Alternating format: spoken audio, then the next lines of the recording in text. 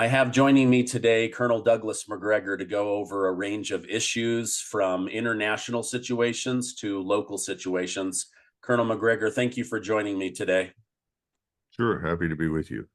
So, as you know, a couple of days ago at 4 in the morning, the Senate banded together to pass this $95 billion security bill to give money to Ukraine, Israel, and Taiwan. Over 20 Republican senators locked arms with Democrats and said, hey, let's go ahead and strip out all the money for our own national security, our own border. Let's strip out money for veterans, seniors, children. What are your thoughts on this? And is this a prime example of the military industrial complex that General Eisenhower warned us about? Well, I think there are several things. It reaffirms that the people in Washington are largely disinterested in what the American people need or want. They're completely unresponsive to real national needs. We don't need to fund Ukraine any longer. We never needed to do so to begin with, but now it's patently obvious to even the casual observer that Ukraine is in ruins. That war is lost. And if there was a shred of humanity in anyone in Washington, D.C., we would work to stop this terrible war immediately. All it's done is pile up hundreds of thousands of dead Ukrainians, destroyed the economy, destroyed the country. The Russians have exerted enormous restraint. They're not pushing as fast as they could to the Dnieper River because they would like to see a settlement. And obviously, there's no interest in really crossing that river into the West because they don't want to rule Ukrainians. And the real Ukrainians, from an ethnic, cultural, and linguistic standpoint, are overwhelmingly west of that river. And they've had bad experiences with that in the past. Ultimately, what the Russians want to do is get back to business with the rest of the world, particularly the Europeans, with whom they had good relations, especially the Germans. So this is evidence that, nobody well, I shouldn't say nobody, but the overwhelming majority of people sitting in the Senate are just responding to their donors. They're looking at what puts cash into their pockets.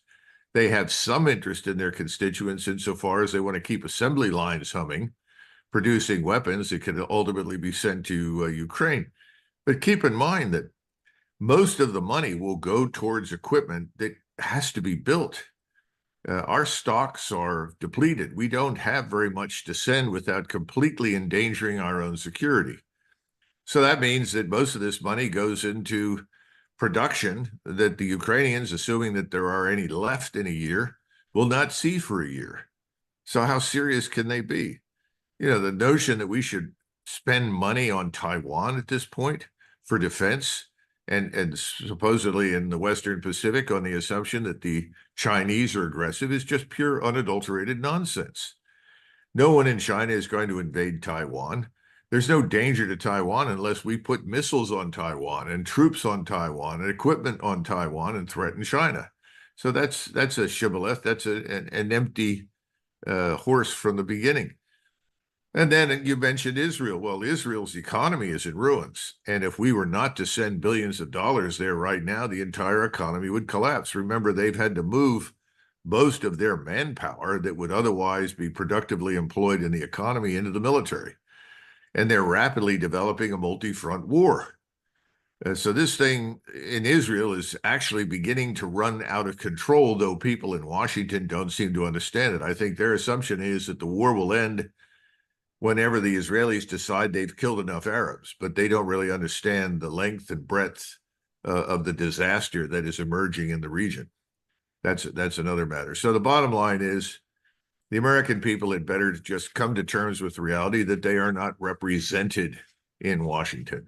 There's far more interest in diluting our national identity, culture, way of life, weakening the population's cohesion, our society's cohesion, by bringing in millions and millions of people that we know nothing about from places with which we have nothing in common than they are in the actual health and welfare and security of the American people. In fact, somebody said to me quite recently, well, you keep talking about the American people. Who are they?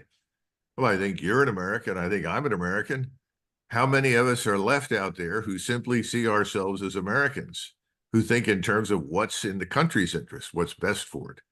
I don't know. I still think there's a lot left of us, but you'd never know it in Washington because there certainly isn't much interest in this. Yeah, yeah. The thing that gets somewhat confusing for me is they want to send all these billions of dollars of taxpayer money or borrowed money, but from a very simplistic point of view, it seems like we're sending money to get Ukrainians killed, and we're giving Israel money to get Arabs killed.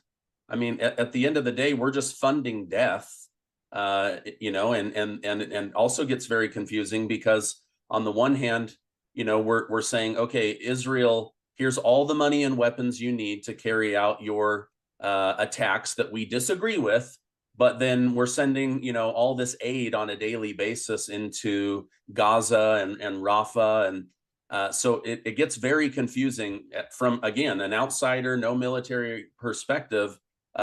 It just seems like we're just funding death. Well, I think we need to keep in mind that while we are at least financially supporting aid that could be delivered to Gaza and Rafah and so forth, it's not happening. There are at least 500,000 people who are on the edge of starvation. That doesn't even begin to address the problems with water, sanitation, and so forth. So we're looking within the next 6 months, 3 months, somewheres in there, at the very high probability that there will be 500,000 dead in Gaza. Now, what I hear repeated over and over and over again is we're giving Israel what it needs to defend itself. Well, it's got what it needs to defend itself. What happened on the 7th of October was tragic. It was unfortunate and offensive. But at the same time, they made a mistake. Yeah, unless someone is going to stand up and say we deliberately did this, which I doubt in Israel, then someone made a terrible mistake. In other words, the gate was left open.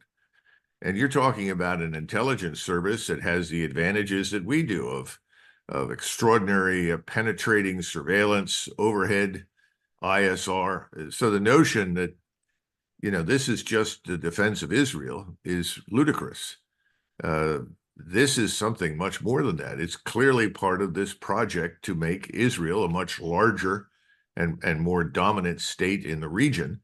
And that has to come at the expense of the Arab population that lives inside Israel's borders. That means Gaza and the West Bank.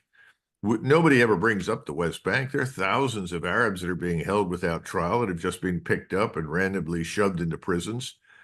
We have the same thing in Gaza, but Gaza gets most of the attention because there it's unmistakable. The bombings and the killings are shattering and overwhelming.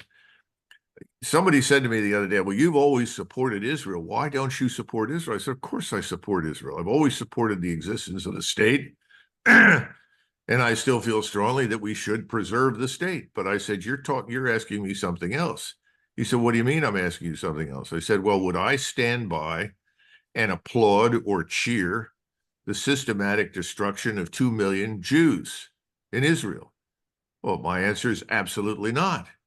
But yet you're asking me why I don't applaud and cheer the destruction of 2 million lives that happen to be Arab in Gaza. I said, I can't do it. I think it's wrong. And it's interesting that the people that posture morally in Washington all the time seem to have turned a completely blind eye to what is morally reprehensible in Israel. And if you say something about it, then you're automatically castigated as all sorts of terrible things, bigots, anti-Semites, so forth. That includes a lot of Jewish people in the United States who are equally appalled, by the way. But this is the mystery of Washington. Well, the American people need to disentangle themselves from the mystery. They need to understand that everything in Washington is still driven by money. And that's what's calling the tune there right now. If you have enough money that you can enrich enough people inside the Beltway, you can really determine the direction and the impact of American foreign and defense policy. Yeah. Max Blumenthal was on my show. He said construction is booming in Washington, D.C., thanks to the Russia-Ukraine war, that people are expanding, building on their houses, building brand new mansions, and it's all built on blood. This money gets funneled back to corporate donors, military contractors. These are Mitch McConnell's words, not mine. Oh, don't worry, that money doesn't go to Ukraine. It goes to weapons makers. Well, that's the problem. It's this vicious cycle of, and I like how you separate the people, the voter, the constituent from the donor. When you first said donor, my mind goes to, the people that give, a couple bucks here and there. But no, you're talking about the corporate donors who give and then expect those favors to be called at some point during somebody's time in office. I like to call them billionaire oligarchs. We have oligarchs in Eastern Europe and Ukraine and Russia. We talk about them all the time. I would say that Putin has either eliminated or tamed the oligarchs to the point where they are now aligned with Russian national interest. We haven't. Our oligarchs are on a different planet. They don't even live in the same country that the rest of us do. Yeah. Ooh, go. Okay.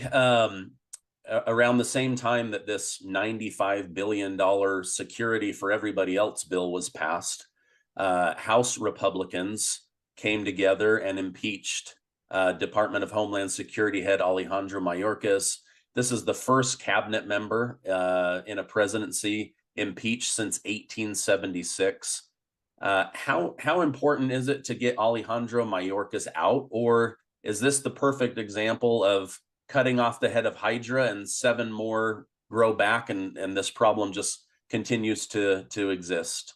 Well, given the split that you just described in the Senate in terms of its willingness to vote all of these subsidies for everyone and everything beyond the borders of the United States, you might as well come to terms with the reality that this is cosmetic. Mayorkas isn't going anywhere. He's close friends with Chuck Schumer, and he's part of Chuck Schumer's cheerleading audience.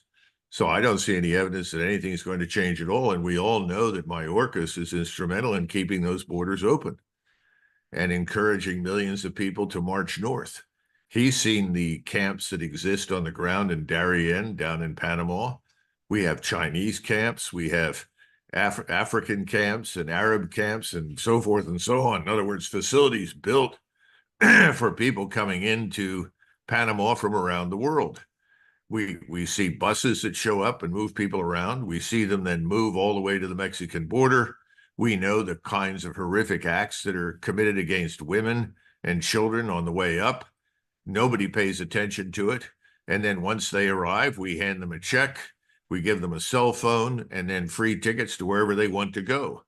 And all of the airlines are told to fly these people wherever they want to go. The bus terminals are told to pick them up and take them.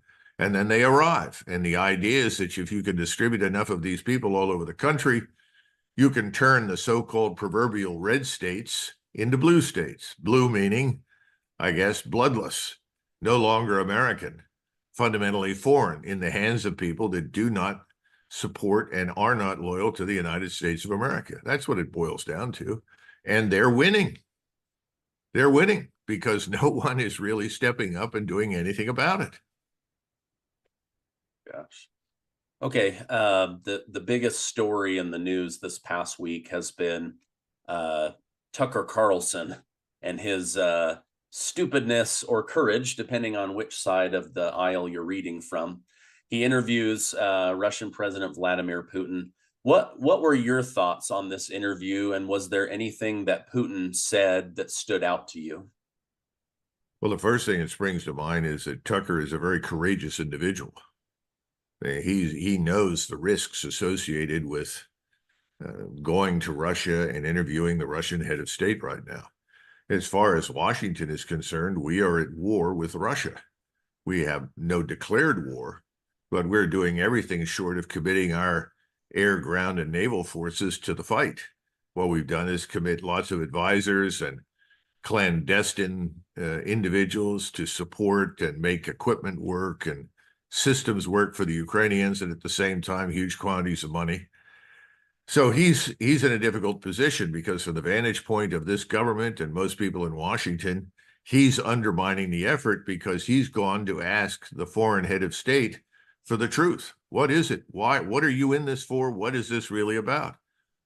Everything I heard from Putin, I consider to be true and accurate, with the exception of one area where I was disappointed but not surprised. The problem in Russia is that the Russian government has not come to terms with the Stalinist period and communism. Now, everyone knows that communism was a disaster. But what the Russian people really are not aware of, they don't have the details. I think many of them know. Their instincts tell them this. Their fathers, grandfathers told them these things, but they are not really fully aware of the tens of millions of human beings that were murdered between 1918 and the beginning of the Second World War. Millions. And what people don't understand is that in 1939, when you had the Soviet-German pact between Ribbentrop, the German foreign minister, and Molotov, the Soviet foreign minister, this enabled Stalin and his armies to overrun Lithuania, Latvia, Estonia, and half of Finland, as well as nearly half of Poland. This resulted in the death either through deportation, execution, or simple exposure to the elements for millions of people that lived in those areas. That doesn't come up for discussion. Instead, everyone talks about, well, Hitler, Hitler, Hitler. There could not have been a Second World War without two things. First of all, without communism coming to power in 1918 and then consolidating its power through the murder of millions of human beings inside the Soviet Union, you would not have had the fear that emerged in the rest of Europe, particularly in Germany, where by the time Hitler is finally elected to office, and when I say elected, that's misleading, he had 32% of the vote, it was largely in response to the fear of communism inside Germany. People knew that millions were being starved to death, that somewhere between 7 and 10 million Ukrainians inside Ukraine were starved to death, an orchestrated famine. Those who were not starved to death deliberately by the removal of all food and the decimation of their families, the destruction of their property, were then shot on sight, raped and shot, or deported. And the difference between the concentration camp system that develops early in the 20s and lasts all the way into the early 1960s and the concentration camp that springs up after we go into, or after the Germans go into Eastern Europe, after the invasion of the Soviet Union, is that the concentration camps in Russia are in areas where the weather is so severe, the temperatures are so low, the food is so bad, the treatment meted out to the prisoners was so horrific, that within the first 30 days to 90 days to 6 months, almost everybody was dead. In other words, you didn't have to deliberately employ chemical means to eradicate the desired population. They died of exposure. And more people died between 1918 and 1941, we think, maybe more than died during the Second World War fighting against the Nazis. The other thing is that they talk about the Great Patriotic War, but 1.5 million so-called Soviet citizens volunteered for duty with the Wehrmacht. Hundreds of thousands of Russians, more than 250,000 Ukrainians, hundreds of thousands of Mongolian, Turkic, Armenian, Georgian people, Tartars, all of them saddled up as soon as they could with the Germans against communism. That's what people don't understand. There were 2 million Soviet prisoners of war sitting in camps that were ready to volunteer and go out and fight with the Germans against the Soviets, something that Hitler refused to do, which was a terrible mistake. In other words, people don't understand that communism was the real cause of this horrific war. Now, that doesn't absolve Hitler, but it changes the complexion of the discussion. I didn't expect Putin to mention all of it, but the notion that you could have had a war at all without Stalin is ludicrous nonsense. And even in more material terms, when the Germans finally attack the West, when they go into Scandinavia and they overrun the Low Countries, defeat the British and the French and France, all of the oil, all of the raw materials, the food, the gasoline, everything is from Russia. supplied by Stalin, because Stalin hoped that the Germans and the British and the French would end up in a World War I scenario, in a stalemate, which would then offer him opportunities to attack from behind. Didn't work out that way, did it? But, you know, the problem is the Russians need to know the truth. They closed down the NKVD archives so that the Russians do not know the full truth. They were finding it out up until about 2001, 2002. People were becoming enraged when they found out that more than 15 Soviet soldiers died in the war. They were enraged when they found out that Stalin's NKVD executed 1 million Soviet soldiers who refused to fight the Germans. So this great patriotic war myth, if you will, is something they can't afford to destroy, at least in their minds. Now, everything that was said about Tsarist Russia from 932 up to 1918 was true and accurate. And however many mistakes the Tsars may have made, and however inhumane from time to time may have been, compared with what followed them, they were wild-eyed humanitarians. That was my problem. Now, Tucker couldn't push back against the head of state and say, you're not telling us the truth about what happened with Stalin. That was beyond the scope of this thing. But I'm disappointed that no one in Russia will stand up and tell the truth. Stop pretending that there was something good that happened under communism. There wasn't. It was the evil empire. The good news is that today's Russia has nothing in common with it. And if anything, it looks more like Tsarist Russia, only with a much more humanitarian face and a much higher standard of living. We should all be grateful for that, and they should take great pride in that. That's my personal frustration, that the truth just hasn't hit the light. Gotcha. Oh, wow. Interesting. Yeah, I've seen many journalists that have come down hard on Tucker Carlson for not pushing back more or not bringing up the big questions. But when was the last time they were like in the Kremlin surrounded by soldiers? I would be pretty intimidated to go down paths that might get me in trouble while I'm stuck in a foreign nation. Well, keep in mind something when he says the big questions for us are different. I mean, quite frankly, if Putin had wanted to, he could have started his rendition of history since 1989. That's really what's vitally important to us. And what he said was true. We goaded Russia into attacking eastern Ukraine. We made it impossible for them to stand by and do nothing. They had begged us privately, whatever you do, don't expand NATO to our borders. Don't do it.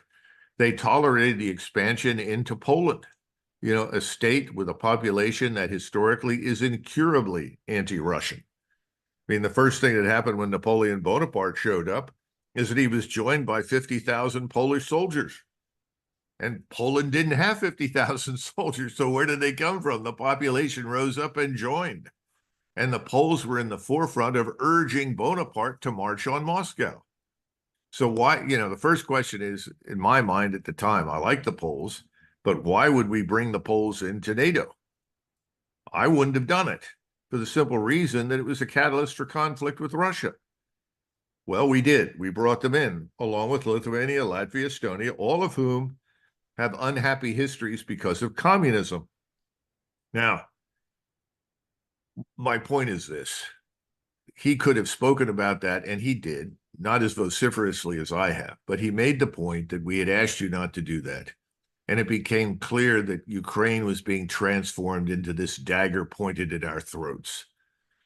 I was glad that that came out and that was true. The big questions are not, well, Mr. Putin, why are you evil? Mr. Putin, why do you want to attack the West? That's all nonsense. That is just irrelevant nonsense. The other thing is that he pointed something out that I think we should all take note of. He said, what are you doing in Ukraine? What is there here for you? You have problems at home. Look at your $34 trillion debt. He said 33, it's actually 34. And we've got $1 trillion a year now to service our national sovereign debt. It's unsustainable. It's just a question of when it all falls apart. And he says, what's your interest here? Why are you doing this? You have other fish to fry, so to say. In other words, why are you meddling in the internal affairs of others? And that's what we've been doing for 50 years off and on. It's got to stop. And the justification for meddling is, well, you're not sufficiently democratic. Well, I think a lot of people looking at the United States today are wondering about our republic and just how democratic it is. That's another matter. But we got to get back to Washington and Hamilton, who made the argument that America should become the world's engine of prosperity. And if we are successful with our government, with our economy, people all over the world will admire us and they'll want to emulate us. And that was in response to Jefferson, who, like the French Revolution at the time, wanted to export revolution at the point of a bayonet.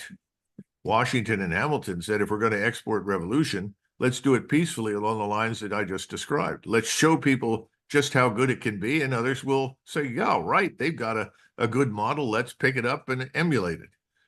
We've done the opposite, and now we're increasingly isolated in the world. Yeah. The things that stood out to me were exactly what you brought up, where Putin is like, he leans back, he's like kind of confused. He's like, what, why are you guys funding Ukraine? You've got, 33 trillion in debt, your borders being invaded, you've got more problems with your politicians than any other country that we are monitoring. Do you think that sometimes the world has a more clear picture of the corruption within DC than even the American people have? Well, I've asked that question, and members of my family have traveled recently to Europe, and they tell me that our brand, remarkably, is still not severely damaged. That people still do impute a degree of decency and respect to the United States that it has not shown others, and that our military power is intact, which it's not. Our brand has not yet suffered grievously, despite the obvious failures. Maybe that's because America still remains something that the world wants to believe in. In other words, they want to believe that the things that we tell people we are really are true, when in reality we know America is flawed.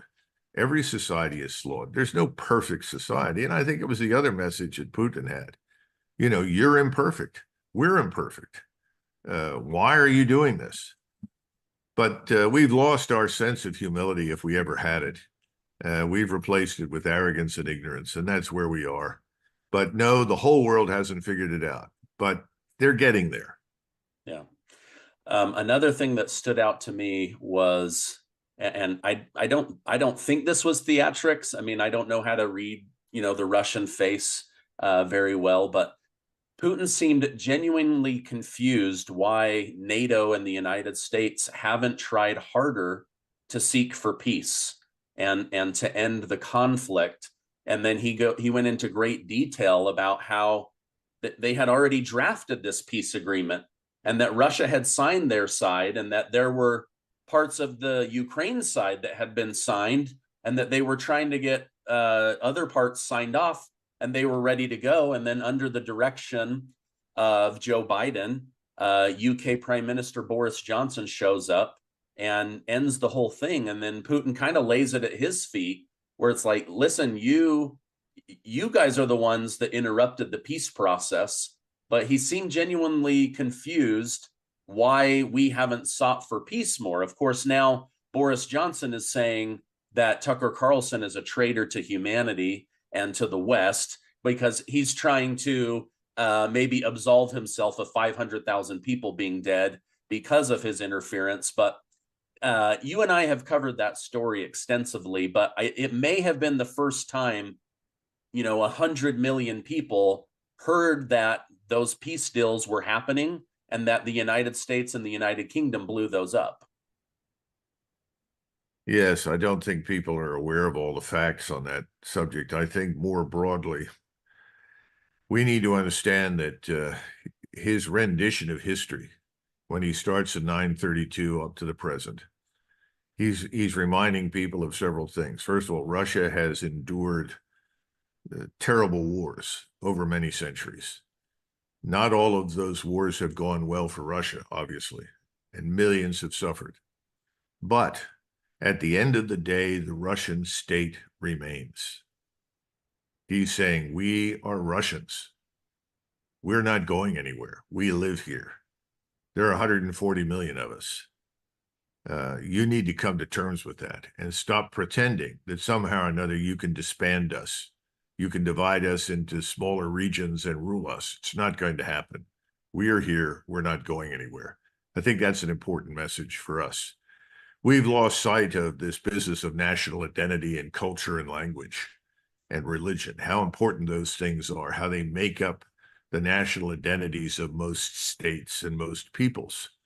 We've watched ours diluted to the point now where national monuments, many of which were put up after the Civil War as a means of reconciliation between the North and the South, are being dismantled and destroyed, where monuments to Lincoln, to Jefferson, and Washington and others are defaced or being removed. We stand around and we shake our heads, but we let our government do these things. These things are impossible in Russia. That's the first thing. The second thing is he's trying to make the point that the Ukrainians, the people that live in this place called Ukraine, are different, but they've lived next to the Russians for a very long time. They are both overwhelmingly Russian Orthodox Christians. In other words, we would say in the United States, just Orthodox Christians, but they have been part of effectively the same state for same church for centuries. There has never been a desire in Moscow in the 1990s or now to destroy or to eliminate Ukrainians. Far from it. They want to get along with the Ukrainians. Now, we can talk about, what happened in the past, and I mentioned that. And we in the West have exploited that ugly history to try and stir up anti-Russian sentiment. But he doesn't see the people living in Ukraine as an enemy. He has never wanted to kill large numbers of them. If you want to compare and contrast warfare right now, if you see what's happening in Gaza, that is clear and unambiguous evidence for absolute hatred. Do you understand me? Real hatred that is aimed at the Arabs to destroy them, to eliminate them. That's not present in Moscow vis-a-vis Ukraine. They want this war to end. They want a reconciliation. And he said at some point this will end, and these two peoples will once again return to a state of mutual respect and understanding. I think he's right. They probably will. We're doing everything we can to prevent that. But if he were interested in doing to the Ukrainians what the Israelis are doing to the Arabs, we would have seen a very different war, because he's always had the military power potential to utterly devastate and destroy Ukraine. He hasn't done it.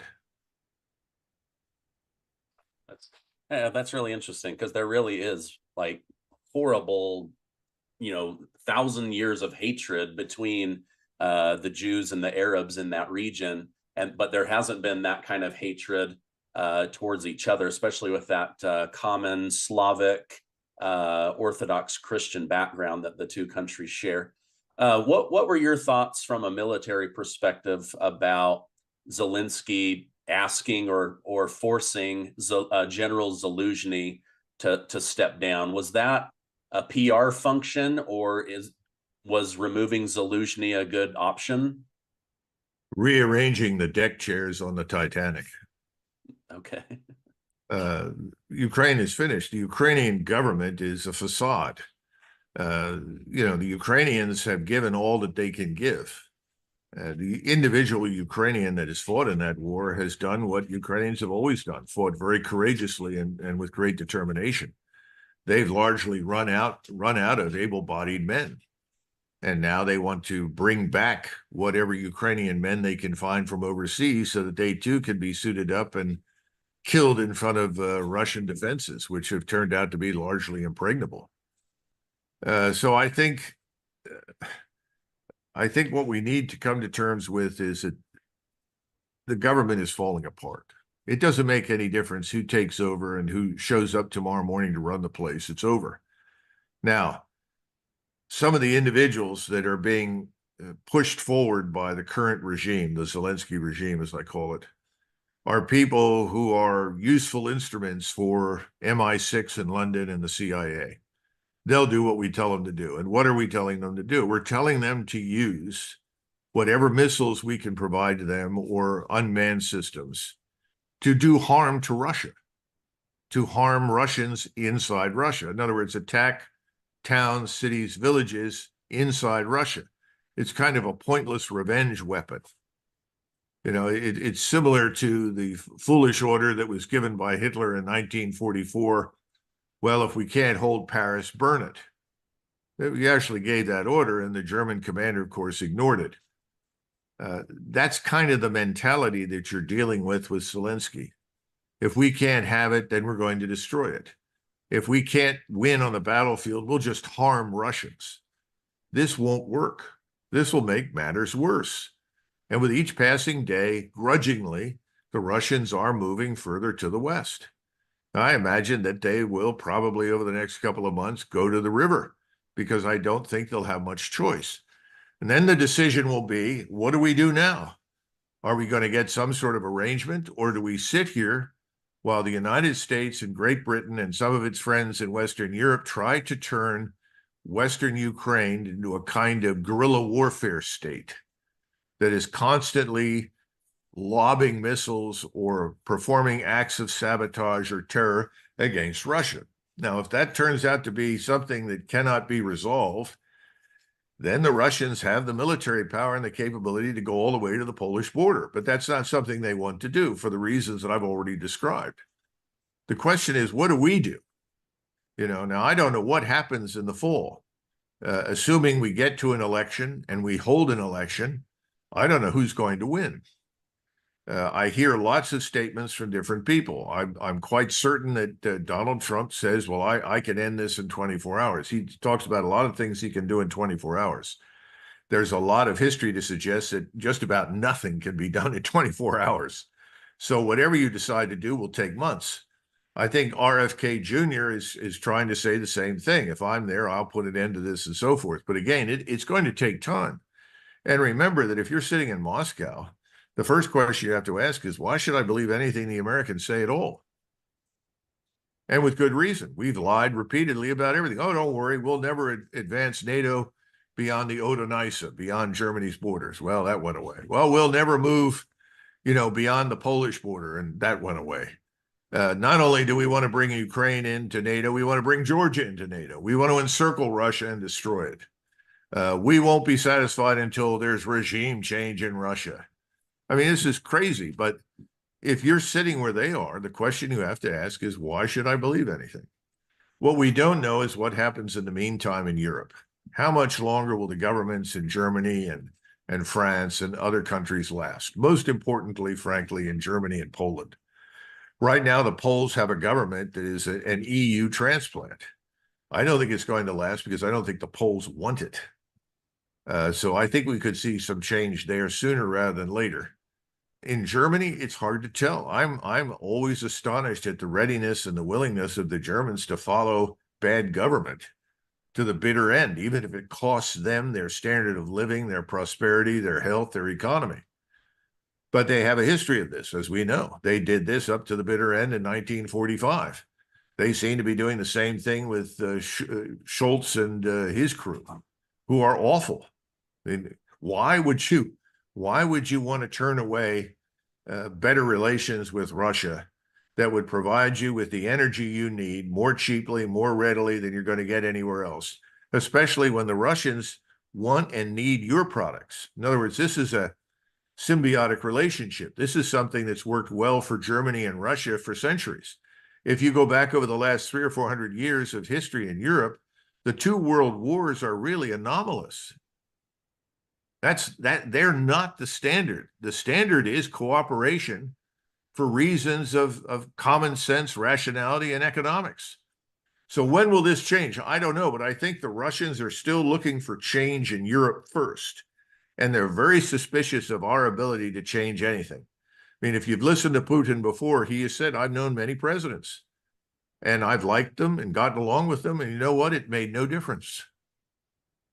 And he's not wrong. And while Donald Trump was president, it made no difference. So if he's going to come to power in the fall, or RFK Jr. comes to power in the fall, they're going to have to make a clean sweep of Washington. You really do. You literally need to fire everybody in the Departments of Defense, the Department of State, the Department of Education, the Department of Energy. It's all got to go. In some cases, you may want to disband as much as possible. The intelligence agencies are similar.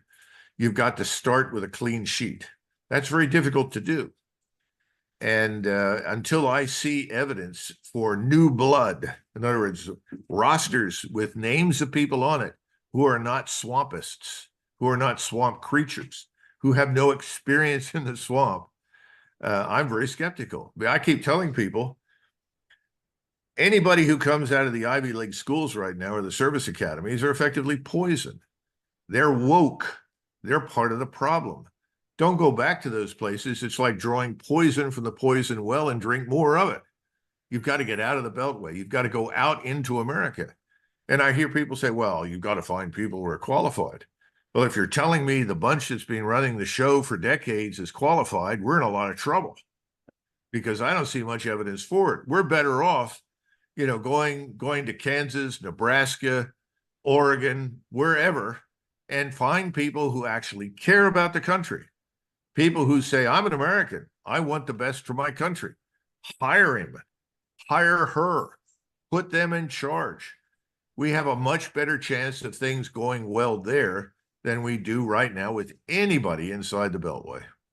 Yeah. Wow. Well, your common sense is appreciated. The only difference I could really see with RFK Jr. and Trump compared to Biden is I believe Trump and RFK Jr. would be trying to get on the phone with Russia and at least communicate, where one thing that I took away from this interview was Putin hasn't really communicated with Biden in over 20 months, it sounds like.